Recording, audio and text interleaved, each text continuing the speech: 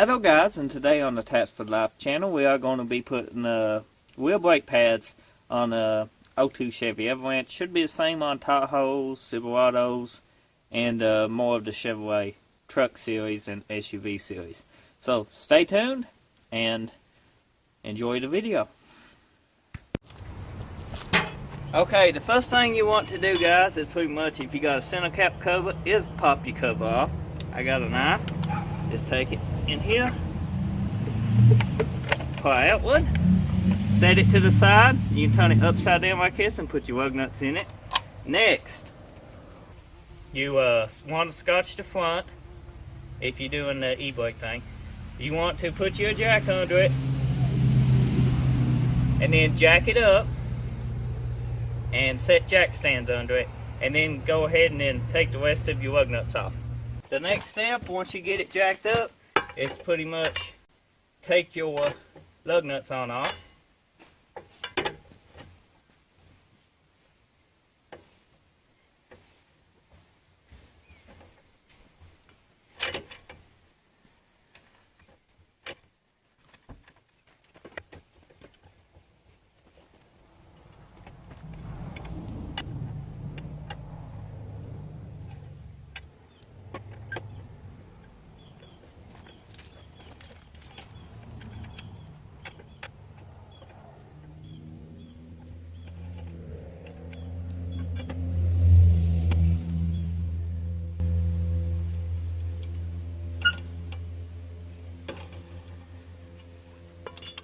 Okay guys, once you get that, you can go ahead and remove your wheel.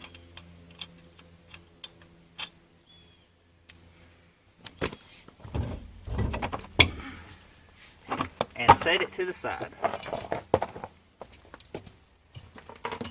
Okay, the next step on your brake calipers is pretty much, you got two bolts, one here and one down here, and they are 12 millimeters on this truck. I done got them loosened, so we can go ahead and just screw them out.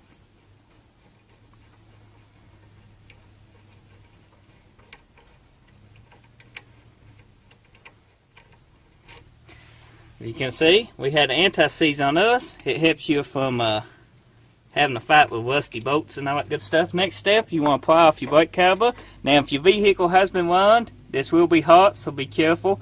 Our vehicle is cooled off, so we don't have to worry about that. You can pry your brake caliper off. Sometimes you need a one-way. Sometimes you can do it by hand. And I'm going to need a one-way.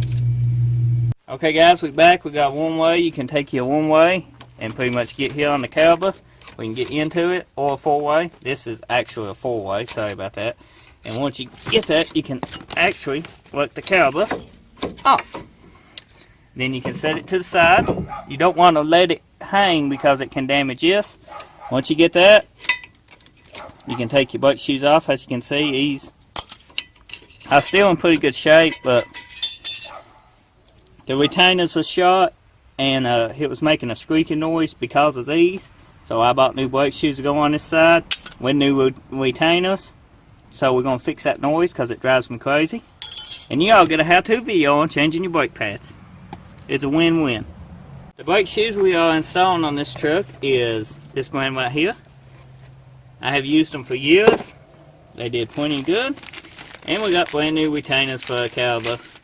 As you can see, we got the new one goes inside our brake caliper right there.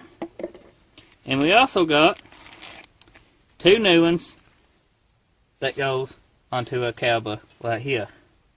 Just like so. Now, when you go to install these, it's pretty simple, straightforward. They just pop on. Sometimes, because of the rust on the caliper and stuff, they will stubborn, but it will help. They go right on just like that. You can come up here and do the top the same way. As I said before, sometimes they can be a little stubborn, but they go on just like so. Easy peasy. Next, you want to get you some anti-seize. Comes in this little messy thing. And your brake pads, which are new, that come into a kit, brand new brake pads. and get you some anti-seize out.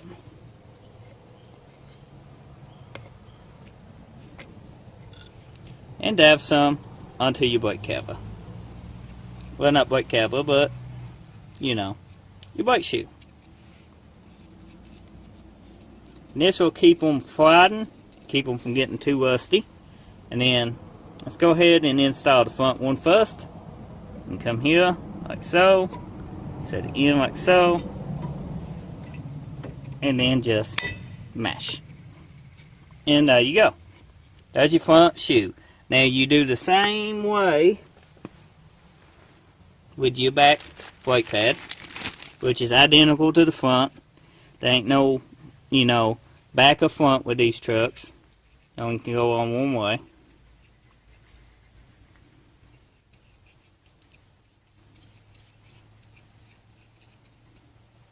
Put some anti-seize back on what we need. And then we'll go around here. Okay guys, it's best to go ahead and change this clip. This clip just pops in. Pretty simple, as you can see. Goes out like this. This one's old, rusty. Your new one will go the same way it come off, just like so. You stick it under here.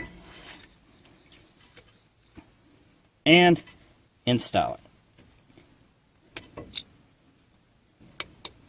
And it will clip in just like so. Next, you will want to push your pistons back in the brake cover. I use channel locks for this, good size. Here we go.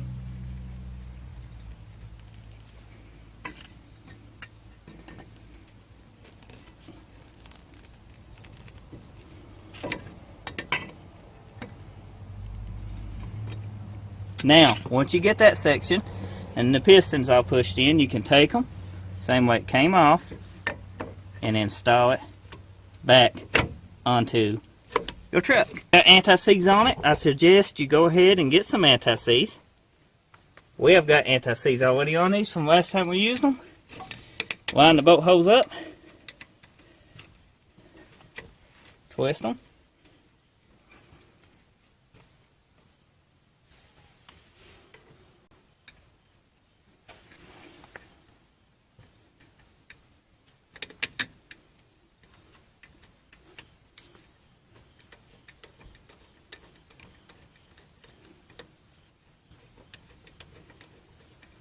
And then, once you get these bolts started,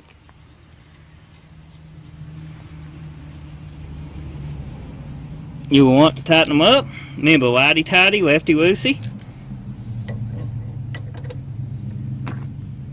Which is, so we figured out.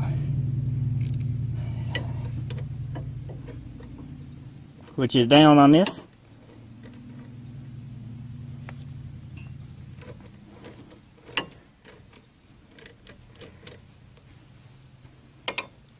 Sometimes that thing right here will spin.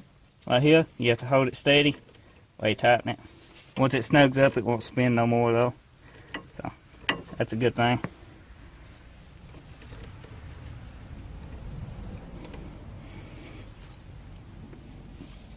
Now before you snug them up, you want to snug the bottom part up too. And then go back and snug them both up at a good snug. Not over too tight though. Got that one. Let's do this one. Now, we can go to the next step, which is installing the tire again. Now, before you get in the vehicle and drive it, pump your brakes up. Yeah, definitely pump your brakes up. You know, get inside the truck, hit the brake pedal, pump them up before you even go anywhere or take the car out of the park. Make sure you do that now. Okay guys, I hope you enjoyed this video. That's how you replace your wheel brake pads on a Silverado, Avalanche, Tahoe, Yukon, SUV or truck. I hope you like this video. Drop a like if you find it helpful. Check out my other content on my channel and don't forget to subscribe. We upload daily content. Until next time, I see you then. Take care and have a nice day.